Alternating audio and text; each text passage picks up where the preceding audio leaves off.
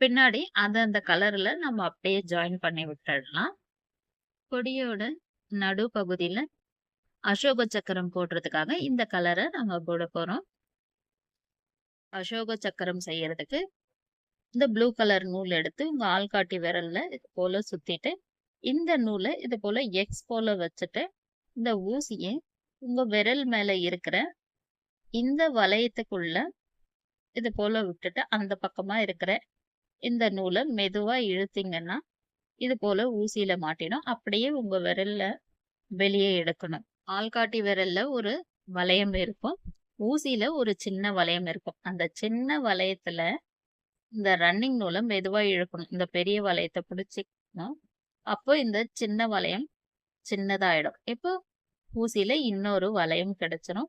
உங்க ஆள்காட்டி விரல்ல ஒரு வளையம் இருக்கும். இப்போ இந்த ரன்னிங் நூல மெதுவா ஆள்காட்டி விரல்ல ஒரு ரவுண்டு கிடைச்சாச்சு. இப்போ ஊசியில ஒரு சின்ன வளையம் இருக்கு. இப்போ இந்த பெரிய வளையத்து உள்ள ஊசிய உள்ள விட்டு மேல இழுக்கும் பொழுது, நம்ம முன்ன எப்படி சிங்கிள் குரோஷே போட்டுட்டு வந்தோமோ, அதே போல இந்த வளையத்துக்குள்ள மொத்தம் 12 சிங்கிள் குரோஷே போட்டுட்டே வரணும். 12 சிங்கிள் குரோஷே போட்டு முடிச்சுட்டோம்.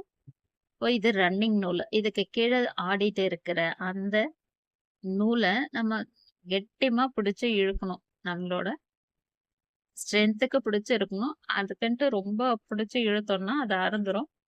ஒரு அளவுக்கு பிடிச்சு இழுத்துக்கும்போது அது கரெக்ட்டா நமக்கு அந்த ரவுண்டு ஃபார்ம் ஆயிடும். இது போல வந்த பிறகு, முதல்ல போட்ட அந்த ஸ்டிச் வழியா ஊசிய உள்ள விட்டு ஒரு ஸ்லிப் ஸ்டிச் போடணும். இந்த செயின் ஸ்டிச் வழியா ஊசிய உள்ள விட்டு, அந்த பக்கமா இருக்கிற ரன்னிங் நூல அப்படியே இந்த வளையத்து வழியா வெளிய எடுத்தோம்னா, ஒரு ஸ்லிப் ஸ்டிச் ஆயிடுச்சு. இது அசோக சக்கரம் போல நமக்கு இருக்கு.